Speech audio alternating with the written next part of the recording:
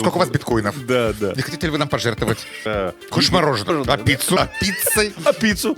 Да, примерно В пиццу?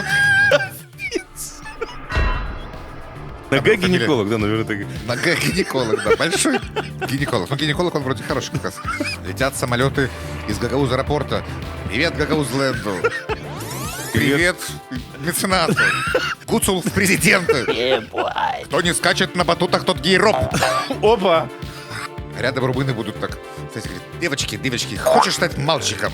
Мальчики, хочешь стать девочкой? Почему-то у меня грузинский акцент, правда. Смотри, какой тут газон. Ты посмотри. Да. Да. Может быть, он самый острый. Ну, нужно чем-то зарабатывать на жизнь в Лондоне. На мамочку заработал.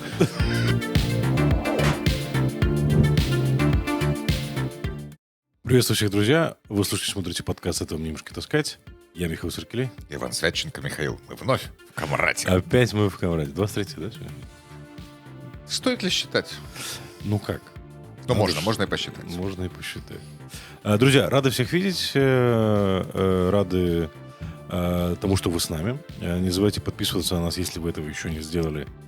Делиться этим видео, ставить лайк, ну, чтобы потом не отвлекаться. И отправлять это видео своим знакомым и близким, для того, чтобы как можно больше людей увидели нас, услышали нас и приняли участие в дискуссиях, которые разворачиваются у нас, как обычно, в комментариях, на канале Nonfiction Святченко, на канале Nocta MD в YouTube, на страничке Nocta в Фейсбуке. И вы также можете слушать нас на Apple Podcast и Spotify Podcast. После вот этой вот традиционной ритуальной части, да, я предлагаю перейти к нашим темам. Список блюдей. Да. Меню, да. У нас сегодня 6 тем. Мы постараемся как можно быстрее эти темы, да, пройти, но при этом чтобы качество не пострадало. Не забывая о нюансах. О нюансах важных, да, этих важных тем на сегодня. Ну, начнем мы с интервью... С вишенки. С вишенки, да, на торте. Наталья Марарь дала интервью одной новой журналистке, вернее, кочу, или не совсем новой, как бы, да, но... Работала на канале втором, на канал 2 и на холдинге Влада Плохотнюка. В холдинге Влада Плохотнюка. Да, GMG. GMG, да. Ну, в общем, Наталья Марарь дала интервью, и чем вызвало, скажем так, много рассуждений по поводу себя, мемов и так далее. И где-то возмущение, где-то хохота по поводу того, откуда она берет деньги. По поводу того, что она якобы там продала биткоины, по поводу того, что... Сперва якобы купила. Сперва Для того, чтобы что-то продать ненужное. Нужно что-то купить ненужное. Не, ну, честно говоря, я так и не понял, откуда у нее появились биткоины. Да, ну ладно, об этом поговорим уже непосредственно в сегодняшнем выпуске, да. Дальше у нас скажем так, на очереди что происходит на юге, в Гагаузии. У нас есть... появился гагаузский пленник, да. Депутата там похитили, то ли не похитили. То есть мы не знаем, да, вокруг вот этого... Узник замка Чадралунги. Да, почти, да. Узник Энди Спицы. Сторис бывший, да. Рекламу никому не делаем, ну да, называем место, да. И это на фоне очередного отстранения Александра Тарнавского. Об этом поговорим, что там было. Значит... Займемся развлечениями. Да, потом, и не только развлечениями, да, Оруэлл там, где его не ждали, понимаешь, вроде как бы парк аттракционов для детей, а там самый настоящий Оруэлл, да, то есть там днем транслируют новости из новостных ресурсов Илона Шора, да, это прямо как такой радиоточка, да, как у... Зомбификация на уровне детского сада. Абсолютно. Зачем, да, нужно с молоду. Конечно, растить с молоду. Да. В общем, об этом поговорим. У нас есть видео, наши коллеги сегодня там были. Там тоже очень интересная история, как они добивались того, чтобы им разрешили вообще-то как бы, да, снимать, вести съемку с этого места. Потом мы поговорим об открытии 5 участков в России и возмущении на этот счет пророссийских политиков. И по поводу того, что кто-то нам заявлял, что у нас там якобы 700 тысяч избирателей. Ну, кто-то, господи, давайте назовем их, перечислим их по именам. А много кто? Ну, Дадон. Дадон, ну, естественно. Я же говорю, все пророссийские фактически, да? С требованием открытым как можно больше участков. Вот об этом поговорим, дадим конкретные цифры и покажем, что, в принципе, как бы, да... Собственно, избиратели, которые живут в России, они живут от Португалии до Владивостока. Да даже до Сахалина, там, можно даже до Кирибати. Что ты имеешь в виду? Они всюду. Всюду они российские избиратели. Наша молдавская диаспора в России, она везде. Ну и нам нужно как можно больше участков. По мнению Дадона. Это слишком сложная ассоциация. Проехали. Окей. Дальше мы поговорим о Ионе Чебане, Иона Чебана, да, который зарегистрировался на референдуме, будет агитировать «за». Ну и завершим мы сегодняшний выпуск результатами платформы поддержки Молдовы. Вчера, да, прошел эта конференция, где приняли участие 65 человек, министры, чиновники из стран-партнеров, и расскажем о том урожае, который собрала Молдова на этой платформе в поддержку Молдовы. Будем говорить об этом коротко, но смачно. Абсолютно. Друзья, такое меню на сегодня. Не забывайте подписываться на нас, делиться этим видео. Прервемся на небольшую паузу, после чего вернемся и продолжим наш выпуск. Друзья, мы вернулись. Вы слушаете, смотрите подкаст «Это вам немножко таскать». Иван, значит, Наташа... Наша бывшая коллега. Давай начнем так. Давно бывшая. Да. Наташа... В общем, поговорим про Наташу и биткоины. Да. Наталья Марарь. Наталья Марарь, да. Значит, интервью... Очень много в сети мемов по этому поводу. Давай из того, что запомнилось. Первое. Откуда Наталья берет деньги на свою избирательную кампанию и вообще на жизнь? Там появилась история про биткоины. Спросили Наталью, где она живет. Она, оказывается, переехала жить в квартиру к сыну, своему ребенку, 3-летнему, да. По поводу того, сколько она рекламы дает в Фейсбуке и Ютубе и так далее. И собирается ли она собирать донаты на свою избирательную кампанию. И вообще очень и интересна сама реакция Натальи Марарь. Ты, по-моему, тоже прокомментировал это. Я прокомментировал, она заскринила. Да. Мы там в хорошей компании с Алиной Раду. Да, естественно. Компания очень достойных людей. С другими людей, журналистами, коллегами. Компания достойных людей, которая прокомментировала интервью Натальи Марарь. Каркаташей называемся мы. По мнению Натальи Марарь. По ее мнению, да. Каркаташ. А что это? Извини. Разный перевод есть. Я нашел тараканы. Опа. Даже так. Ну, такие, да, усатые. Не будем... Не, ну слушай, это прям как... Может быть, и не тараканы, слушай, я не слышал такого слова на румынском. Ну, если это так, да, то есть как бы... Ну, хорошо, господи, ее может... Нет, я к тому, что это как бы такой язычок ненависти, язык ненависти. Хорошее отношение к молдавским избирателям, молдавского политика. Да. Я много таких политиков слышал, которые позволяют себе... И это человек, который продвигал немножко другую культуру в политике. Да. Давно то было, быльем поросло, мхом заросло. Окей, что ты думаешь по этому поводу? Это интервью, то, во что как бы трансформировалась Наталья Марарь, и по поводу денег в ее избирательной кампании, всей этой истории, да, с этим самым. Как бы просуждаем, может быть, на то, зачем она это сделала, что она пыталась добиться этим, привлечь к себе внимание. И это, опять же, да, из той истории, что она как бы пытается опять выставить себя то ли жертвой, то ли непонятно кем. Опять нападает на людей, которые комментируют ее интервью. Нафига Казебаян ты хочешь пообсуждать? Что-то вроде этого. Ну, я написал, собственно, что я по этому поводу думаю. Мне сложно рассуждать прям так, как я хотел бы порассуждать, потому что... Ну, а почему? Мы здесь собрались, чтобы ты рассуждал так, как ты хочешь рассуждать, Иван. Мы же не в телевизоре. Понимаешь, у меня есть определенное какое-то личное отношение к Наталье Марарь, хотя бы из уважения к тем годам, когда мы были журналистами оба. Но, опять же, заросло. Мухом. Да. Раны затянулись. Много интересных мемасов выдала Наталья Марарь в этом интервью. Поводов для мемасов. Поводов для мемасов. Потом немало выдала поводов для ржаки, когда начала опровергать то, над чем хохочет вся остальная страна. Ну, или, по крайней мере, журналистское сообщество. Про биткоины, как биткоины, мне понравилась реклама на Фейсбуке. Да. Она хватило ума приложить скрин, наверное, в качестве доказательств собственной правоты. Что, она якобы этого не делает? Нет, она делает это, но это же за 4 года. 60 тысяч евро потрачено за 4 года на рекламу в Фейсбуке. Проблема другая. Если пользоваться логикой, ну и, наверное, опытом журналистов-расследователей. Проект Марарь Лайф из 60 тысяч евро сожрал 53 тысячи. А проект появился, год назад? Ну, после того, как она ушла в СТВ-8. Она, кстати, пыталась объяснить, что...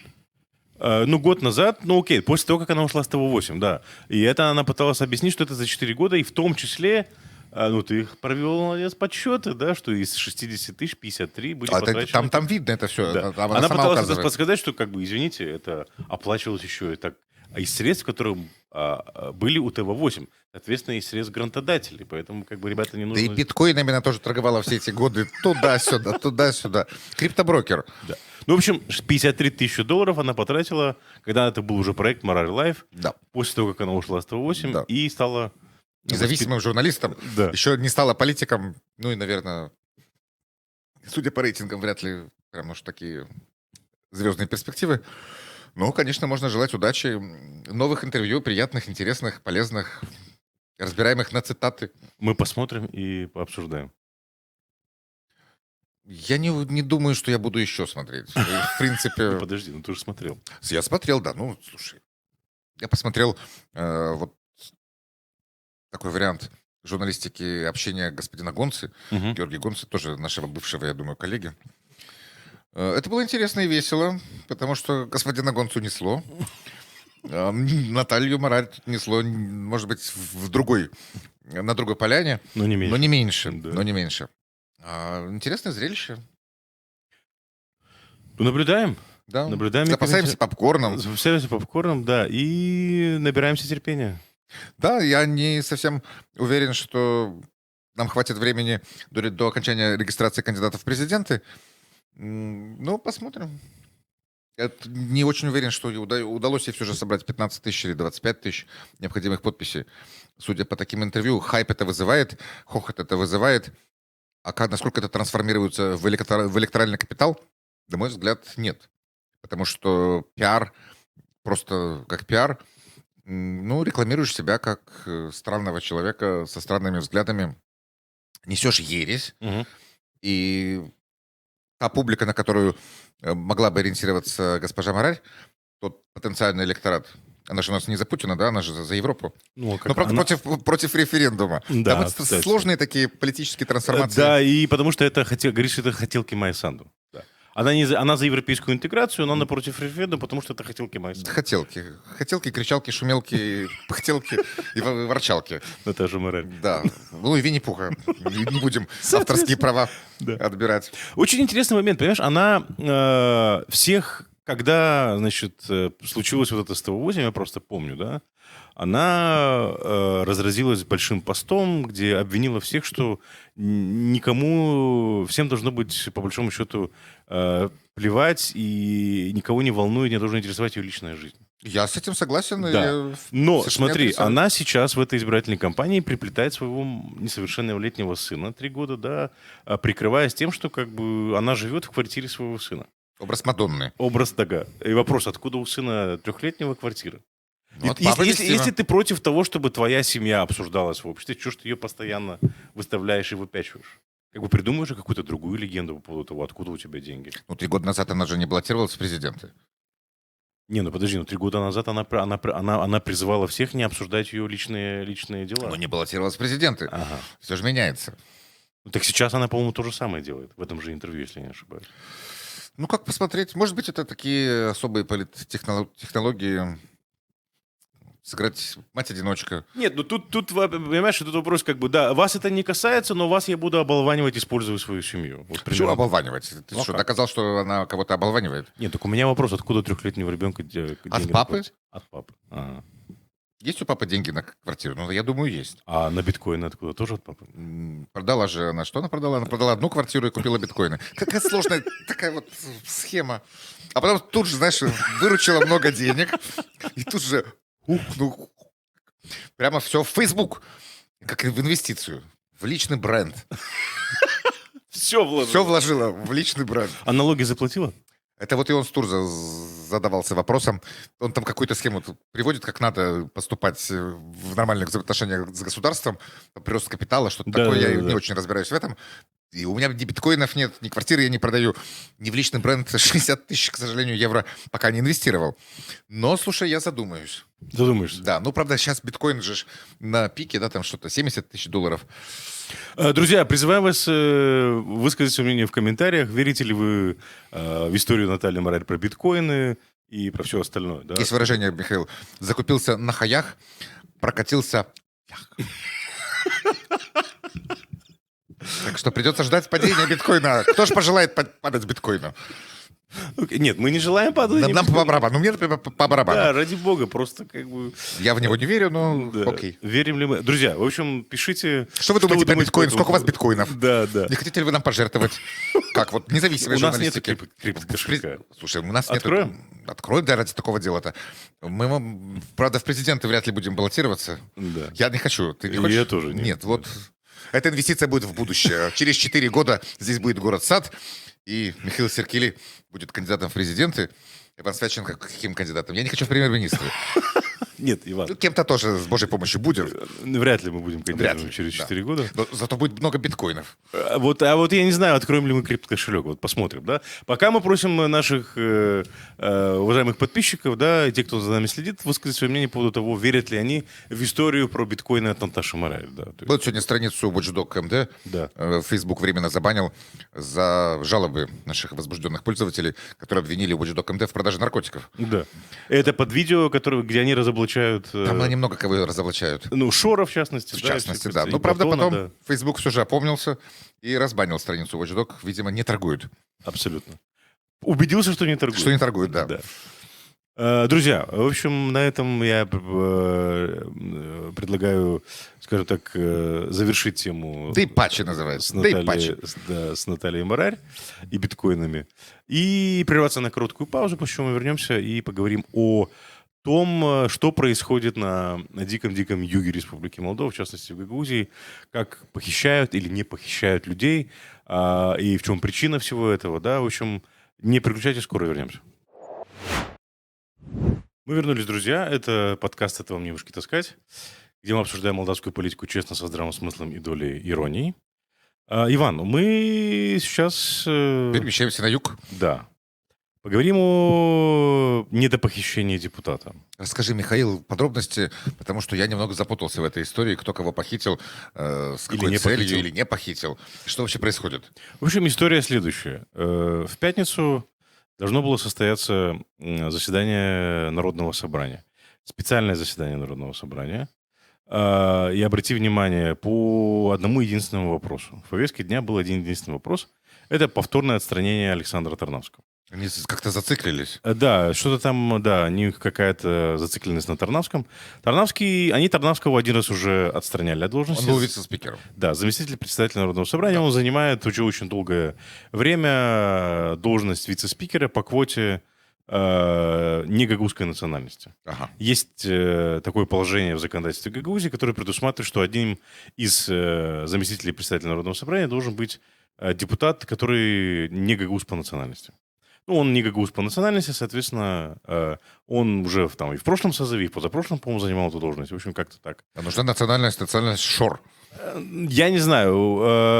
В общем, судя по всему, да. И, судя по всему, его отстранили или пытаются отстранить за то, что он высказывает особую позицию по поводу Шора. Он высказывает позицию о том, что как бы Гагаузия идет к пропасти, мы портим отношения с международными партнерами, это очень плохо, Гагаузия становится изгоем. В общем, как бы он говорит здравые вещи, ну, как-то так, очень спокойно, во всяком случае, не так, как мы здесь, да, то есть как бы очень Фракция спокойно. Шора говорит, побежали вперед. Да, а партия Шора говорит, нет, ребята, да, то есть нам такие здесь не нужны. Они его отстранили, он через суд отменил решение, я так понимаю, скажем, его претензия была в том, что процедурно они не соблюли все процедуры. Суд отменил, вот они для того, чтобы, скажем так, придумали еще одно решение. Как бы, да, чтобы обойти решение суда. Ну, чтобы он постоянно обращался в суд. В общем, таким образом они пытаются друг друга заспамить, скажем так. Во всяком случае, или заспамить суд. Да, кажется, они боты. Ну, примерно, да. Или тролли, или боты, я не знаю. Дидос-атака. На Тарнавского. Примерно. И на судебную систему, да. Через Тарнавского. И на Через здравый решение смысл. Абсолютно. Ну, в общем, это такая излюбленная практика. Помнишь референдум 2014 года? Конечно, кто же его не помнит. Они примерно таким же Незаконны. Да, и они примерно таким же образом поступали. Они приняли решение в ноябре 2013 года о проведении референдума, потом суд отменил это решение, и потом они для того, чтобы у суда не было времени отменить решение, они накануне, буквально за день, по-моему, вечером собрались, приняли решение о том, что они проводят референдум завтра, 2 февраля. Ну, грубо Как говоря. мило. Да. Немного напоминает Крым. Примерно, да. Ну, и учитывая, что это все координировалось из России, как бы понятно. Учителя-то откуда. кто? Да, да. Ручки-то. Учителя, а ручки-то вот они, да. И, в общем, возвращаемся к этой ситуации. Они собираются в пятницу, и тут у них нет кворума. Исчез депутат. Не пришел. Прогулял, заболел. Что-то там случилось. Он потом вышел, ГРТ дал интервью любимой журналистке этого Константинова, да, которая вместе с Константиновым атакует друзей, гостей передач, которые не нравятся Константинову. Ирина Караман. И он ей объясняет, что типа якобы его похитили, остановил его машину депутат Леонид Кюсе. И Леонид Кюсе говорит, а что, мы его не похитили, мы вот сидели с ним в сторис в Чедрлунге и ели мороженое, понимаешь, ничего мы его не похитили. А потом, значит, они собрались, по-моему, уже получается, в тот же вечер, или буквально на следующий день, для того, чтобы назначить заседание уже на субботу. Очередное внеочередное, скажем так. Новая попытка.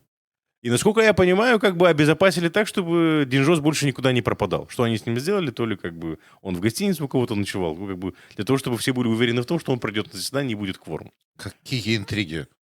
Да, то ли в кабинете у кого-то он ночевал, я не знаю. В общем, а в чем суть? Суть в том, что Динжос был депутатом, или прошел народное собрание от партии социалистов.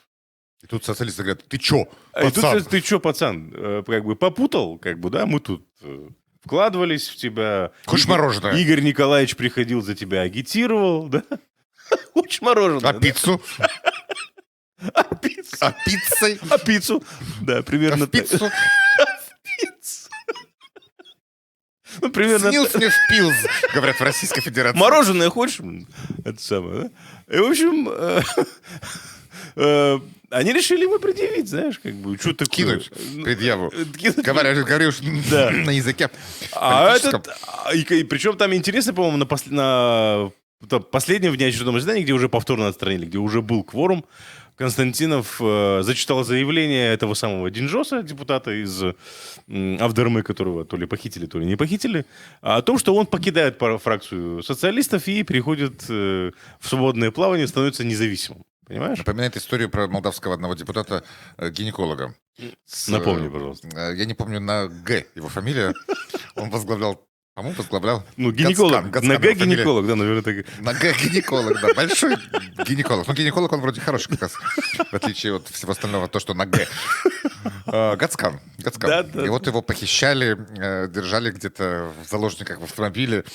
Такие борцы с режимом. Это уже когда 2019 год Плохотнюка стреляли? Там да? что-то с Плохотнюком да было связано, и вот он был независимый, за сутки он был у социалистов, потом независимым, потом у Плохотнюка, потом снова независимый, потом в винограднике, в маске. И все это время он был гинекологом, да?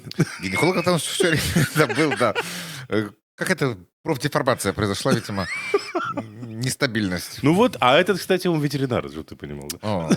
То есть выкидыши случаются из политических фракций самопроизвольные. Там мир людей, а здесь мир животных как-то связан, да? Жестокий мир политики молдавской. А гинеколог здесь ветеринар, видишь как? Я не понимаю, почему ты такие параллели проводишь. Ну, я просто... Деталь важная, нет? Как бы кому-то может понравиться, не знаю. Деталь важна, что она Г. Да. Не гинеколог, да? Нет. В общем, вот эта вот история. Это интересно, понимаешь, мы тут с коллегами обсуждали этот момент. Вот, понимаешь... Хохотались? Кстати, нет, это потому что это на самом деле грустно, понимаешь? Вот до чего докатилась гагаузская политика, мы неоднократно об этом говорили, наверное, уже как бы сокрушаться по этому поводу нет смысла, и как-то уже устали. Но, понимаешь, какие приоритеты у людей? Буквально недавно были наводнения в 2 соседних районах. Да, вот в ту же субботу мне подсказывают, да, когда они заседали, было это самое специальное заседание, везде идет ливень, проливные дожди, затопило там села Левского района и так далее. Вместо того, чтобы собраться... Ты сравниваешь вещи несравнимые, Михаил, Почему я тебя нет? прерву. Ну, Подожди, я еще не сказал ничего. нет, ты хочешь провести вот параллель, что тут наводнение, ну и что наводнение? Тут же отставка Тарнавского. То есть это важнее, да? Ох, а ты считаешь не так? Не, ну я считаю, что если они ответственные люди, хотя о чем мы, да? Какие они ответственные люди, то они, наверное, должны были собраться и подумать, как же мы можем помочь нашим соседям. Я не знаю, собрать гуманитарную помощь, собрать денег, У людей затопило дома, у кого-то там, не знаю, повредили дороги, это самое, смыло. Там набрать что-нибудь, направить людей туда, чтобы они помогли там разгребать завалы там или и так далее. Собрать денег, купить там что-нибудь, извините. Людям какие-нибудь одеяла, пакеты какие-нибудь с едой и так далее. А где найти того мецената? А может, меценат был выходной? У него суббота, у мецената Нет, суббота. подожди, у Гагаузии же есть свой бюджет. По-моему, немножко похудел. Да, но деньги-то есть. У каждого депутата есть части с этого самого бюджета на непредвиденные расходы. Ты еще скажи, чтобы они все скидывались. Ну, а почему бы и нет? Ну, в общем, да, параллель, да, то есть как бы вот этот сюр, да, вокруг потоп, а они отстраняют Тарнавскую. Приоритеты расставлены... Да. Причем таким вот образом, да? Ну да, я думаю, что господин Тарнавский может вполне еще раз добиться восстановления себя в должности. Ну да, учитывая, что здесь были нарушены процедуры, однозначно. Ну и вообще это, конечно, такой дешевый цирк, Абсолютно. а не политические процессы, Конечно. не занятия политикой. Да, это с политикой это вообще ничего общего не с политикой. А что, бюджет на 2025 год обсуждают у вас? Нет, кстати. А что? А вот я не знаю. А уже, кстати, они, по-моему... Может быть, кто-то не умеет считать? Нет, кто-то умеет читать, просто у них другие приоритеты. Вот, допустим, Евгения Гусул сегодня или вчера она участвовала, по-моему, сегодня появилось видео, мы это еще обсудим, Да. Участвовала в Евразийском женском форуме, да, где они вместе с Марией Захаровой что-то там заявляют по поводу Молдовы в очередной раз. А Марина Таубер, Евгения Гусул и Мария Захарова. Валькирии политики. Абсолютно. В общем, поговорим об этом. Или сейчас поговорим. Это во сейчас? Коль зашла речь-то. Да, коль зашла речь. Давайте, коллеги... Гуцул. Коллеги, дайте, пожалуйста, видео посмотрим его. И Насладимся сполна. И поговорим об этом видео. Да. Цитаты великих. Да. Самое главное, чтобы каждый гражданин страны понял, вот это самое важное, что решается его судьба. Потом будет поздно. Потом, когда придут забирать детей для того, чтобы их переделывать с мальчиков на девочек, а с девочек на мальчиков, не на кого будет менять. И когда будут отменять родителей, называть родитель 1, родитель 2, когда будут отменять семьи, когда будут переписывать историю полностью, когда вообще будут говорить, что вас в принципе не было, а все вам придумали, там, не знаю, румыны, вас не будут спрашивать, это будет поздно уже. Вот такие прекрасные, на самом деле с виду потрясающе женственные, хрупкие девушки, они на самом деле внутри бойцы, которые отстаивают, главное, свой культурный код и независимость, и суверенитет своего народа, своей страны. Видал? Красота. Вот просто собрались 3 грации. Решили спеть. Группа девчонки. А? Девчонки лучше всех. Сильные женщины, а головами-то как кивают, особенно Марина Таубер. Не буду пошлить. Можно Так я же не- я же я не могу, про ты понимаешь, ты же меня провоцируешь. Я же могу начать развивать эту мысль. Как шея Хорошо. натренирована. Не буду развивать. Детей отбирать будут. Да, кстати, вот это ж уже который год-то, да? Вот. Ты знаешь, я смотрю, нехорошо, конечно, наверное, обсуждать внешности, но постоянное вранье госпожи Захаровой сказывается на ее внешности. У нее глаза реально начинают косить. Да? Это Булгаков, это чисто Булгаков, секретарь редакции Лапшенникова, если не изменяет память, со скошенными от постоянного вранья глазами. Что-то у нее вот двигается. Крыша тоже едет. Булгаков-то... Знал, о чем писал. Да. Потрясающие борцы. Бой-бабы. Борцухи. Ну, наверное. С чем, интересно? Говорит, будут отменять семьи. Да, девочек на мальчиков, мальчиков на девочек, да? Хотят кассы просто. За океаном тоже недавно Трамп говорил о том, что да, Харрис хочет разрешить школам делать операции на пол детям. Я думаю, что следующий этап для Марии Захаровой, что румыны едят кошек и собак. Ну вот она тут про румын опять Да. не упустила. Все придумали возможность. румыны. Да, абсолютно. Господи, я совершенно с ней согласен. Конечно, это вопиющая ложь. Все придумал Путин в 2018 году. Что именно? Все. Абсолютно все. Все, ну не румыны же. Путин. Мне опять непонятна твоя конструкция. О, боже мой, Михаил. Кофе, может быть. Нет, просто... Коньяк. Просто, понимаешь, они опять вмешиваются в нашу внутреннюю политику, в выборы. Это она про референдум, я уверен, говорит, да? Но она про все говорит, что все ужасно, все кошмарно. Да, и я так понимаю, что она говорит про то, что думайте, как вы будете принимать решения, каково будет будущее, а то потом придут и будут менять девочек на мальчиков, мальчиков на девочек.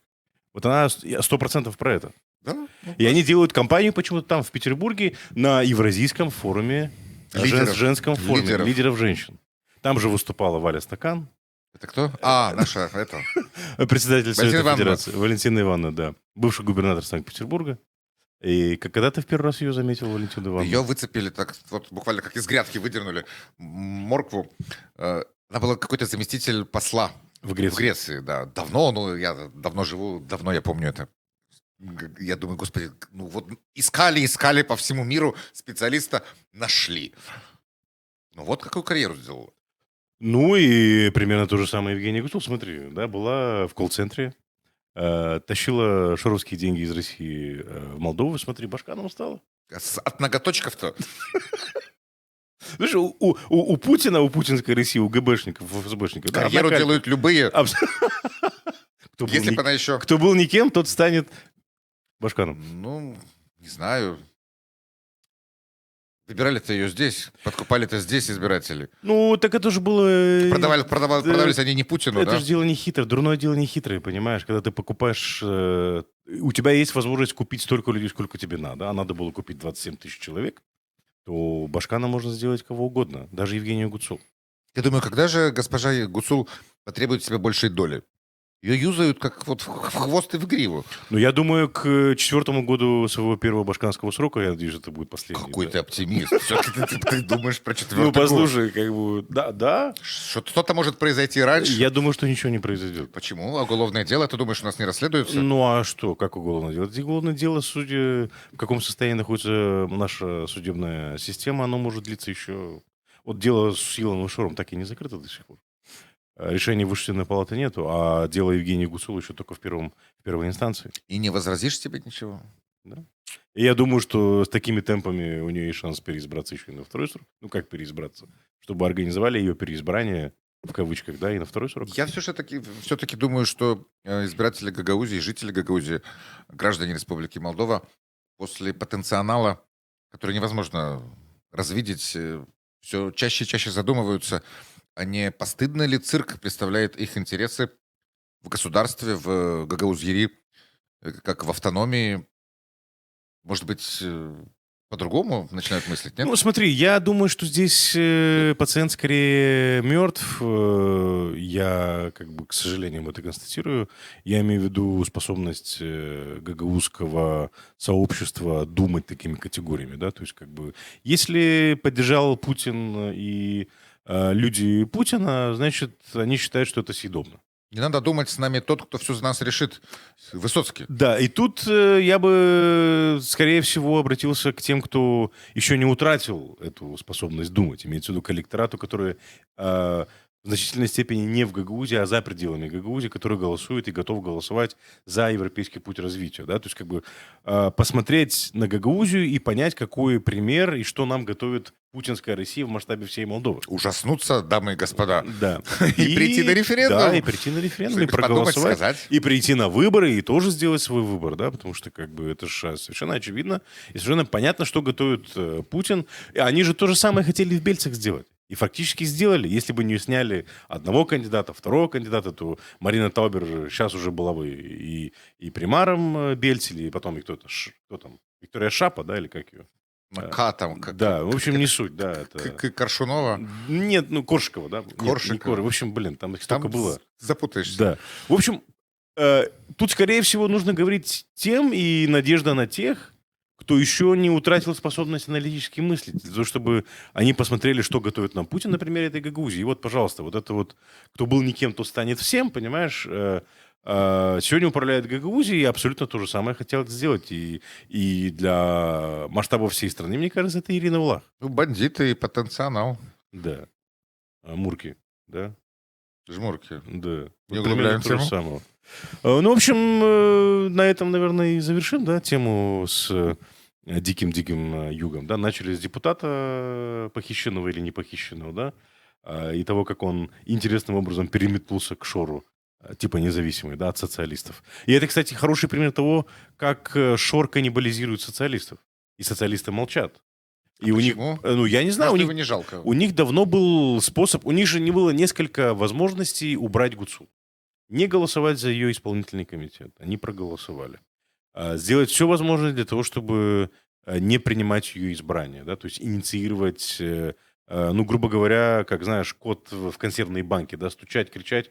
А они приняли стратегию молчать. Они долгое время молчали. Вот когда от них уже откололи этого, отняли или перетащили к себе этого Динжоса, они начали возмущаться, причем возмущаться таким очень странным образом.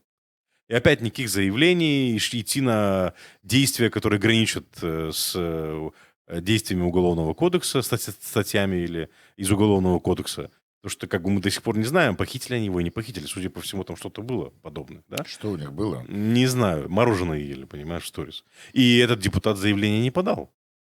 Взрослый дядик. Боже, чем они занимаются тут у вас? И это пример того, как Шор каннибализирует. И они молчат. На что они надеются, мне сложно сказать. И с этой точки зрения... Социалисты плачут, колятся, но жрут продолжают, кактус. да, продолжают есть кактус. Потому что разнарядка из Кремля, ребята, не ссоримся. Нам нужно держать, надо сомкнуть ряды. Это самое. Впереди бой, последний самый, да, для того, чтобы Молдова не отдалилась еще больше от России. А этот референдум, это же, по сути, очередной шаг от России в сторону Европейского Союза. Это шаг не от России, это шаг в сторону цивилизации. Ну, ты это называешь так, я с тобой согласен, но Россия это видит иначе. Окей, пусть видят. Проблема России, да? Да, не наша. Проблема России. Друзья, в общем, я предлагаю прерваться на короткую паузу, после чего вернемся и поговорим о радио «Тысячи холмов». Мы так назвали эту часть в Гагаленде. Мы тоже проиграем короткий отрывок видео и обсудим его. Друзья, мы вернулись. Вы слушаете, смотрите подкаст «Этого не мешки таскать», где мы обсуждаем молдавскую политику честно, со здравым смыслом и долей иронии. Иван, радио «Тысячи холмов». Мы так назвали эту часть. В Гагаузия Ленд. Опять Гагаузия Ленд. Но это рубрика, не то, что рубрика. Мы планировали здесь говорить о других вещах. Ну, вот буквально наша коллега вернулась с редакционного задания. И Влада Вершинина, наша коллега, да, и побывала в Гагаузия Ленд. Восхитилась.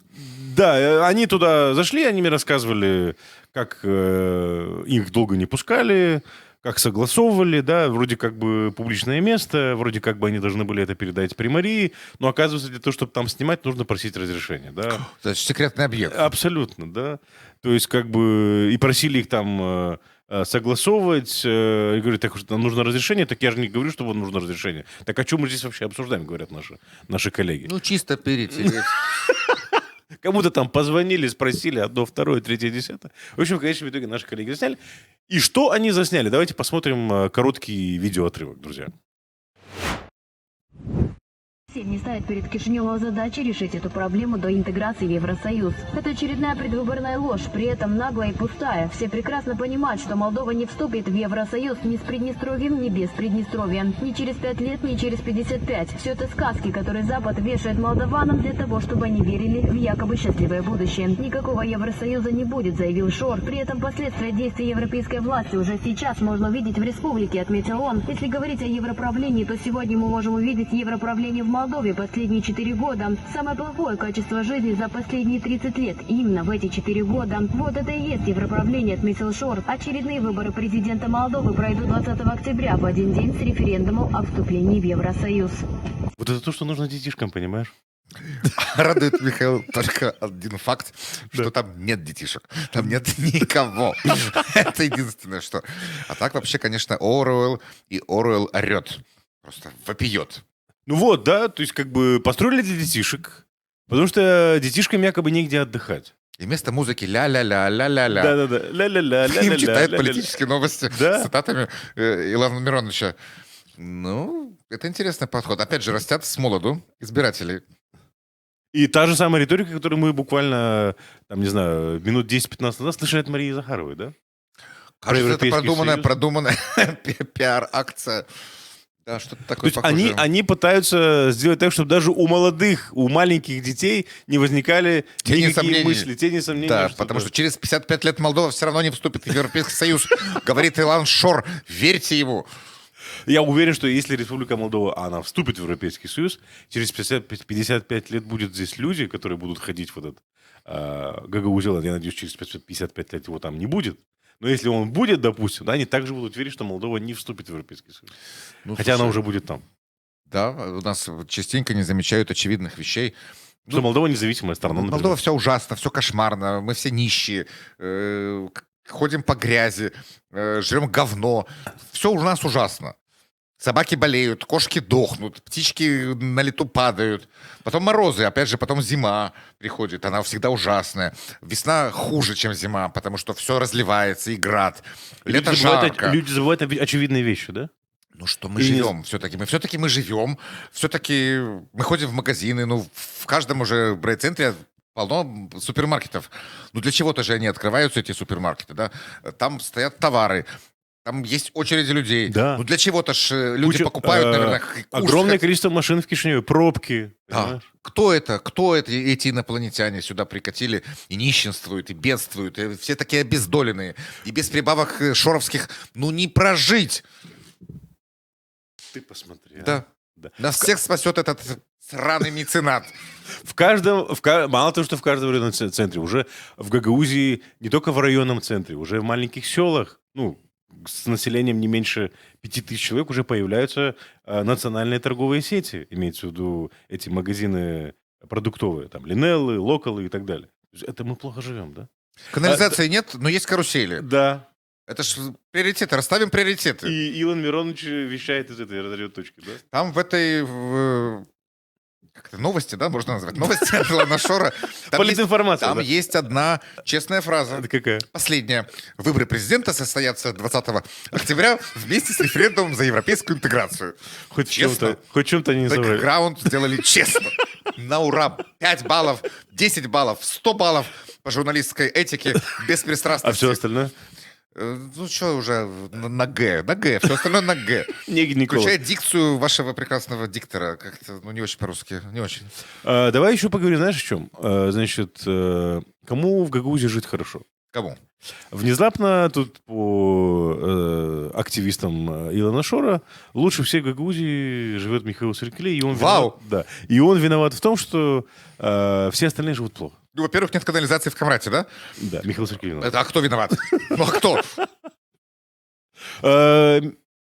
Гагаузия Ленд не открывался вовремя, как обещал Илон Шор. Потому что ты заблокировал эти Да. карусели. Этот самый аэропорт не начали еще строить, а ты сегодня читал? Я считаю, что его начали строить уже. Что, не Да? начали? Где? До открытия аэропорта, напоминаю, уважаемые жители Гагаузии, жители Республики Молдова, до нашего прекрасного лоукостерского, луивиттонского аэропорта осталось 8 месяцев. Да. Обещанного. Так мы должны видеть эту стройку, нет? Она очень секретная. Она подземная. Под Гагаузией Лендом. Где-то там вот Туда будут залетать и вылетать оттуда самолеты. летят самолеты из Гагауз аэропорта. Привет, Гагаузленду. Плывут корабли по ЛПГу. Привет. Привет, меценату. Едут машины. Гуцул в президенты. Э, Кто не скачет на батутах, тот гей-роб. Опа!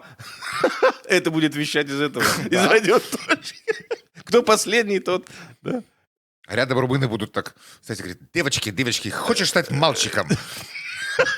Мальчики, хочешь стать девочкой? Почему-то у меня грузинский акцент, правда, не румынский. Ну, очень это многие детали, не из детали. Гагаузии представляют, что Гагауза на гагаузском акценте. Да и румыны С тоже, это Гагаузии. ж не румыны, это соровцы будут. А Да? там их замаскируют хоть под румын, хоть под грузин.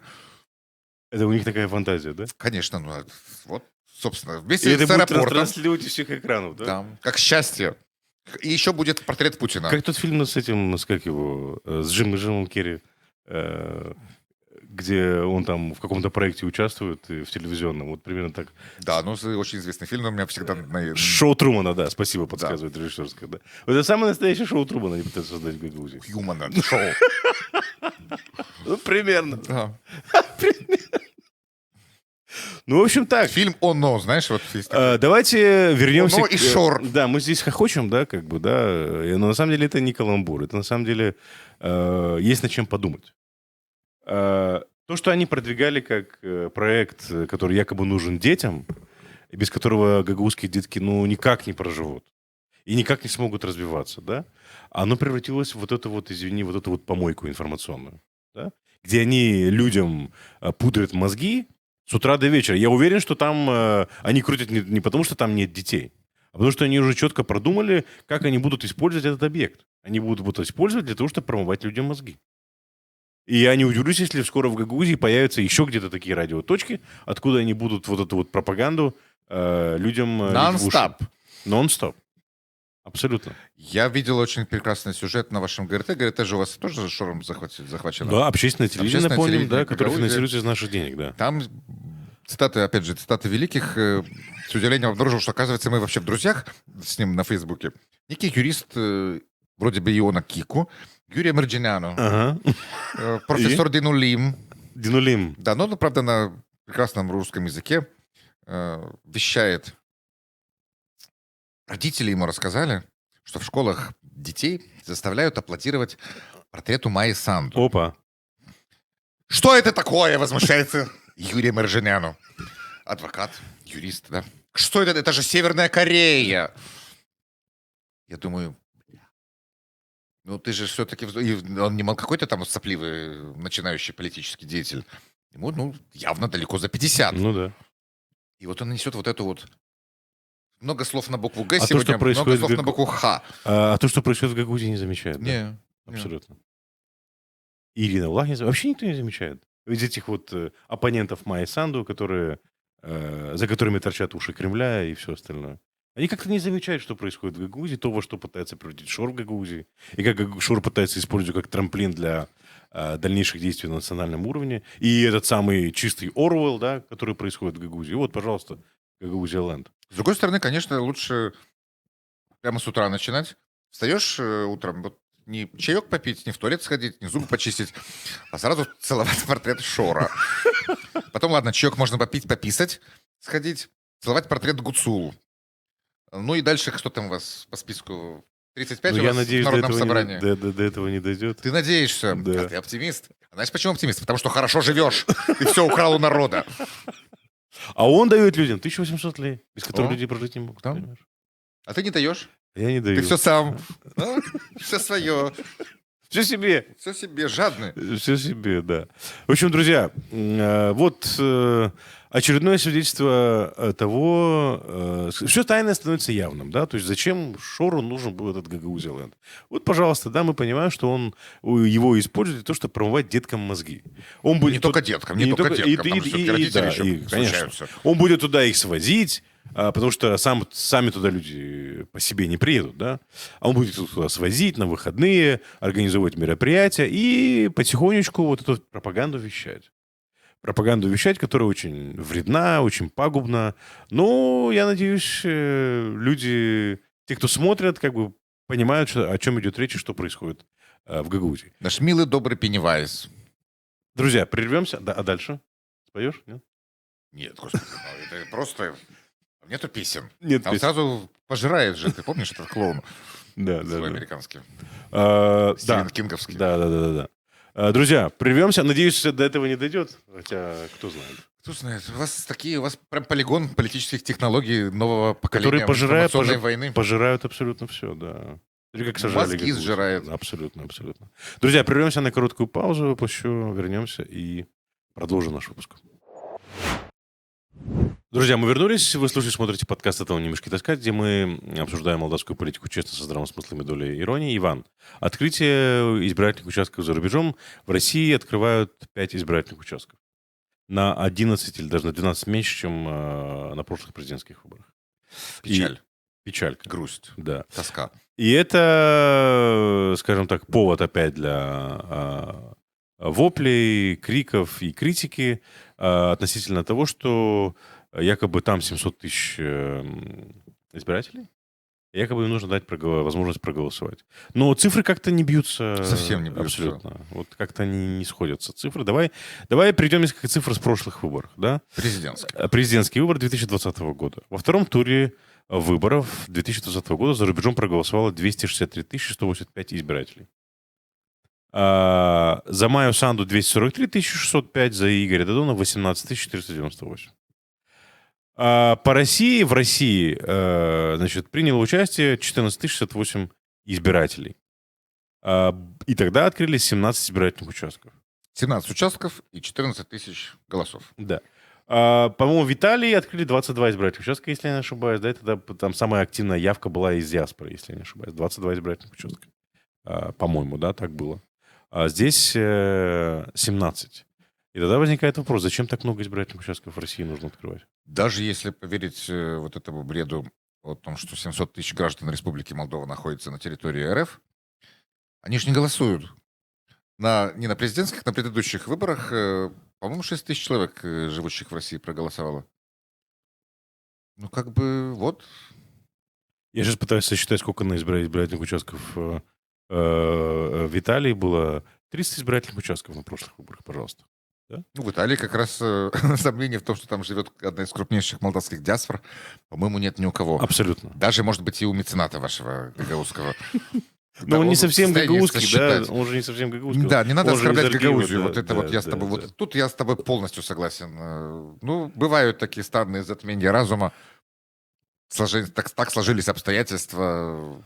Ну, избиратели рано или поздно разберутся в том, что не то, что вешают лапшу на уши, а суд в глаза Божья роса это называется. Ну да, это же как бы вот эта вся мантра про то, что там 1 миллион граждан Республики Молдова проживает в России. Ну, уже и вообще непонятно, жил там когда-то 1 миллион граждан. По-моему, никогда там не было. Никогда такого не было. Не было, да. Включаем мозги. По данным российского МИДа, по-моему, им тоже нельзя доверять. Несколько лет назад, там 2-3 года назад эти данные сообщались. В России находилось, по-моему, 78 тысяч граждан Молдовы. Да, и вот как обеспечивать сейчас в России безопасность, да, вот, например, В Курской области. Да, в Курской области. Например. Например. Как обеспечивать безопасность в Туле, да, город Тула. По-моему, нет, не там. Сегодня там, по-моему, бомбили что-то, но это была не Тула. Да, это было под Тверью, если не ошибаюсь. Окей, ладно, Курская область. Как обеспечивать там безопасность? Как обеспечивать безопасность, допустим, ну, в той же Москве и Московской области, куда долетают дроны и так далее? И как обеспечивать безопасность избирательного процесса, помимо физической безопасности людей, которые будут приходить туда или пожелают отдать свой голос, и которые будут управлять голосованием на этих избирательных участках, как обеспечивать безопасность самого избирательного процесса там?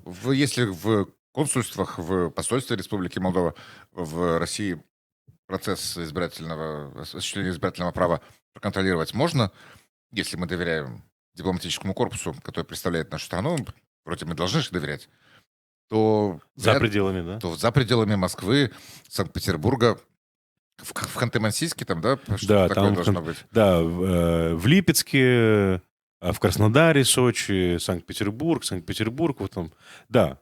И Ханты-Мансийск, да. Сургут. Да. До консульств далековато, уже риски вырастают. Абсолютно. А самое интересное, это не нужно. Молдавские избиратели, находящиеся в России, не проявляют особой активности. Абсолютно. Это наблюдается на протяжении последних 20 лет.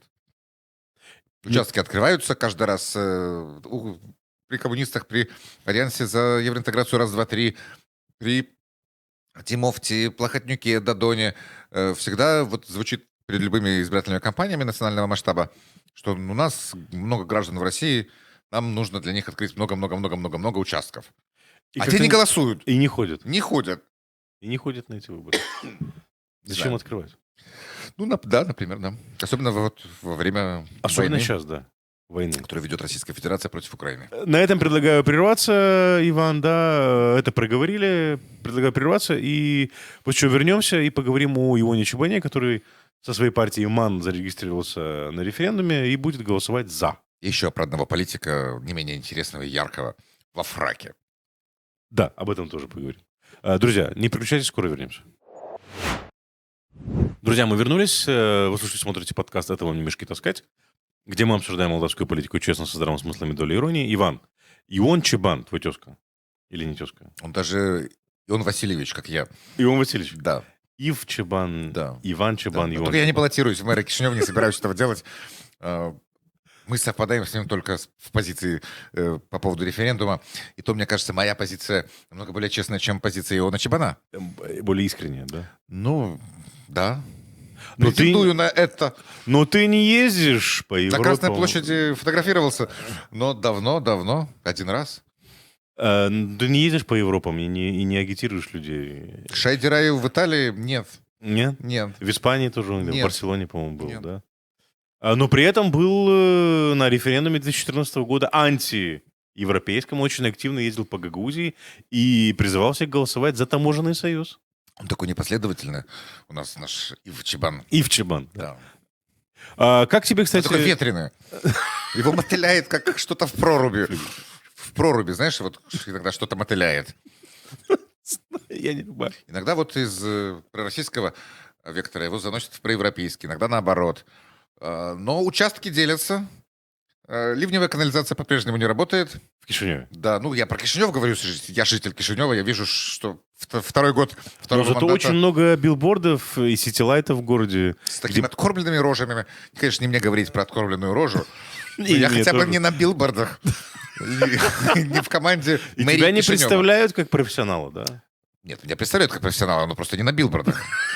Ну, я об этом. Да. Нет, не представляют. В команду партии МАН я не вхожу и не собираюсь. И этот бесконечно ремонтирующийся мост на Витязову, да? Ну, Михаил там совсем Витязов? маразм. Ты знаешь, что подробности истории? Нет. Он же доквакался, я не могу по-другому говорить, доквакался до того, что «да вы ничего не понимаете, это самый уникальный мост, Самый длинный мост. самый длинный мост, Да, 267 метров». Да, да. Кстати, я это прочитал, кстати. Вот недавно я ездил, да, получается, с старой почты туда, в центр, и проезжал через этот мост, и там везде, через каждый метр практически, да, на 270-метровом этом мосте, там ведь стоят билборды, где об этом он всем напоминает. Можно проезжать медленно, поскольку едешь медленно. Да. Обязательно, если какой-то огрызок кидать, то сразу попадешь в каждый плакат. Да, кстати. И он это напоминает людям. Это он таким образом оправдывает, почему он... Такой пиар а-ля Наталья Мораль. Да? Знаешь, вот расставить свои рожи, но будут плевать, будут что-то делать То с есть этим. он нашел оправдание, почему он так долго его ремонтирует? Очень долгий, очень длинный мост, очень долгий ремонт. 2,5 года вот это все будет продолжаться Ужас. еще. Не еще, по идее, в апреле следующего года они должны закончить.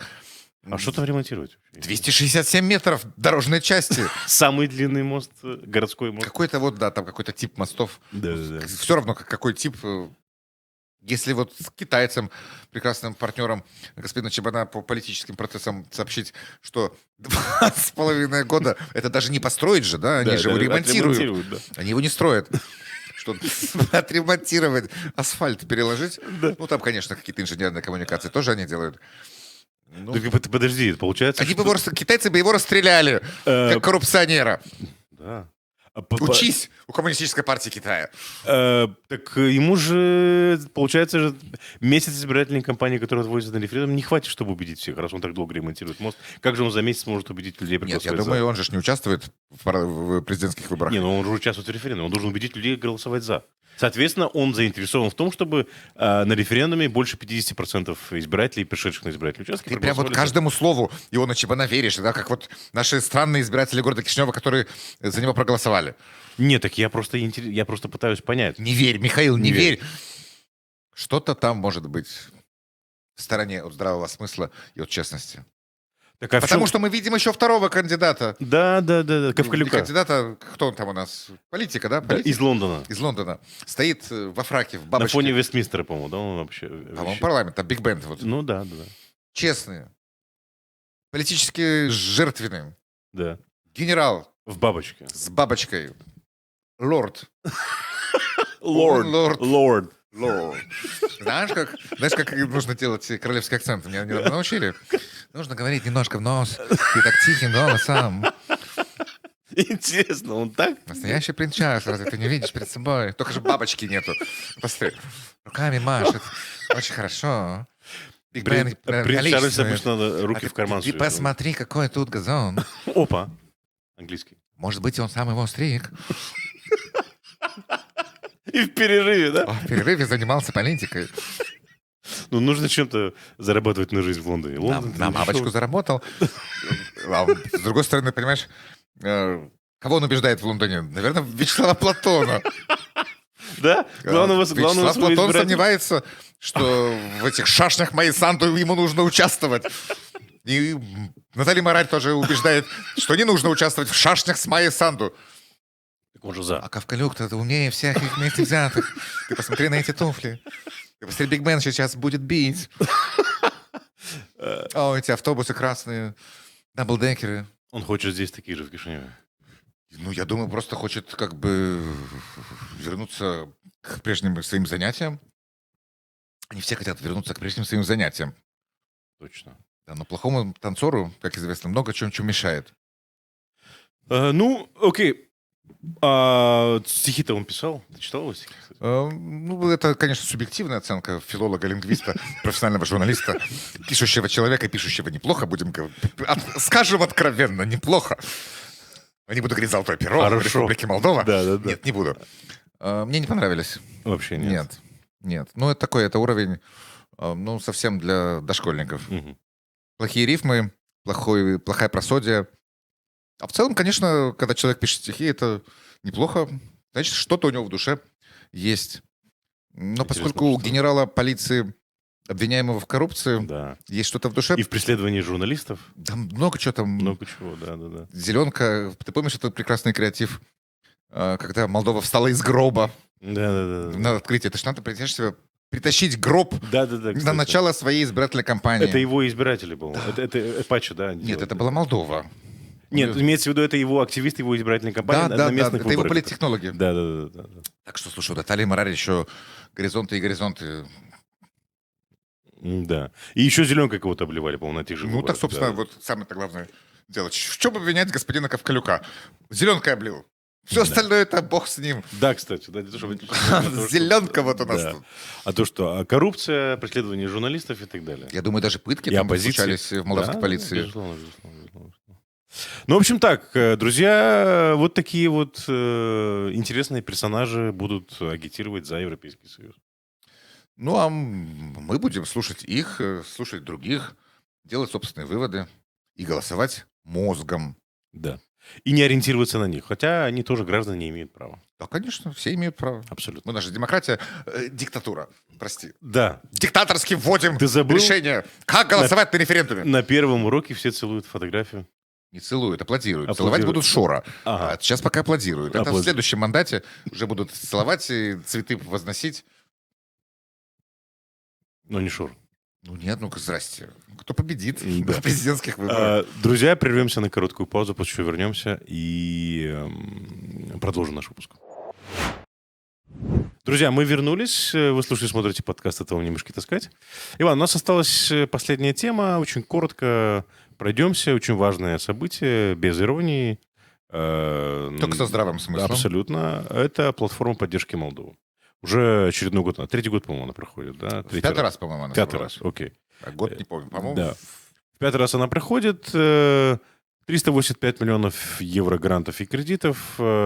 Важное, сказала Майя Санду, это значит то, что вступление в ЕС для Молдовы это план Маршалла. Это А ее что делал слова. план Маршалла с Европейским А Союзом? план Маршалла восстановил Европу после Второй мировой войны и поднял ее на новый уровень. И сделал ее Европу, имеется в виду те страны, ну, которые были частью Запада, да, то есть свободной демократии, не Советского Союза, а сделал эти страны одними из самых передовых экономик мира. Францию восстановил, Германию западную тогда восстановил, да, Нидерланды. Вся эта Европа была, напомним, лежала в руинах после Второй мировой войны. От бомбежек, да, то есть как бы практически лежала. 70%, в некоторых случаях и 80% городов и населенных пунктов Европы и той же Западной Германии просто лежали в руинах. И вот благодаря плану Маршалла восстановили эти страны. Быстро И и восстановили их, успешно. да, Ну, и восстановили. неплохо. Ну, ты хорошие ты слова употребляешь. Клево восстановили. Да, и сделали их передовыми странами мира, по большому счету, и экономик. Поэтому важно, чтобы... Да, я так понимаю, что здесь намек на то, что важно, чтобы как бы денежная помощь и поддержка для Республики Молдова пришла не только когда мы станем членами Европейского Союза, А сейчас? а сейчас, Это потому что нужно уже делать сейчас быстро необходимо, нашим да, западным партнерам. уже сейчас для того, чтобы... Потому что, обрати внимание, какое большое количество вызовов, да, с которыми сталкивался Республика. Ну, например, можно вспомнить про вызовы, сколько бабла сюда вкачивает Российская Абсолютно. Федерация Абсолютно. на подкуп избирателей. Абсолютно. Мы в прошлый раз считали, да? Да. На примере одной только Гагаузии, на примере только башканских выборов 4 миллиона на подкуп избирателей, и за 3 месяца потратили 11 миллионов на эти 1800 лей. По счастью, европейские страны пользуются законными методами финансирования проектов, выделяя кредиты и гранты и правительству, и нашим бизнесменам, и нашим гражданам, и местным сообществам. Но приходится конкурировать с деньгами грязными. Абсолютно. Причем расходующимися по таким грязным методам и грязным способам. Да? Ну, конечно. Конечно, просто в карман каждому человеку. Очень важное мероприятие и важные посылы, да, были направлены нашим партнерам. Надеюсь, партнеры это все понимают и будут предпринимать соответствующие шаги для того, чтобы помочь нашей стране преодолеть этот этап, важный этап в нашей истории. Я На еще пути один Европейского момент Союза, вот отметил бы. Слышу постоянно те вопли людей, которые, конечно же, разбираются и в вирусологии, и в урбанистике, в автомобилестроении, ну и в экономике, конечно, и Да. в макроэкономических процессах, и в микроэкономических процессах. У себя бюджет, правда, свести не могут, и часто у них канализация тоже страдает как-то. Да. Они вот боятся, что наши внуки будут отдавать эти деньги. Молдова погрязла в долгах. По поводу внешнего долга, По да? поводу внешнего долга, Да, да. Есть прекрасный показатель соотношения внешнего долга, уровня внешнего долга к ВВП. Да. У Молдовы 34%. Это намного ниже, чем в среднем по Европе. Там где 70 или 80%, да? 82, по-моему. 82%. В Италии, по-моему, 130, Да. а в Японии 300 В Греции там тоже за 100. за 100. Да. Так что все у нас нормально. И почему-то инвесторы вкладывают именно в эти страны. Понимаешь, в Японию, в экономику Японии, в экономику Америки, где высокий госдолг. И почему-то не лезут вкладывать в Россию. Ой, удивительно. Удивительно, да? Слушай, Михаил, В Северную Корею, да? еще один момент, вот буквально 5 секунд я вот займу твоего внимания. Про вранье, запятая, Наталью Марари, запятая, и иностранных инвесторов. Да. Новость. Да. Фирма... Фуджикура. Нет. Какая? Сумитома Окей. сворачивает производство в Болгарии. И переводит его в Молдову. Да, прикинь. Да. А Наталья Марари давеча не то чтобы врала, но высказывала сомнения в том, что компания из Японии захочет продолжать свой бизнес в Республике Молдова, что у нее власти вымогают какие-то миллионы, миллиарды денег в виде штрафов.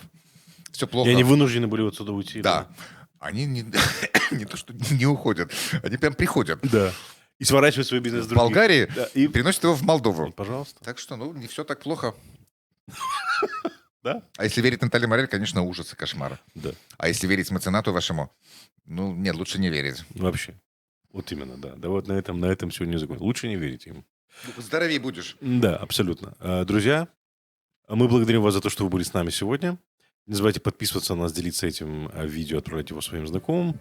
И увидимся через неделю в это же время, Иван. Спасибо за этот выпуск. Спасибо тебе за умный разговор. Спасибо. Друзья, до свидания.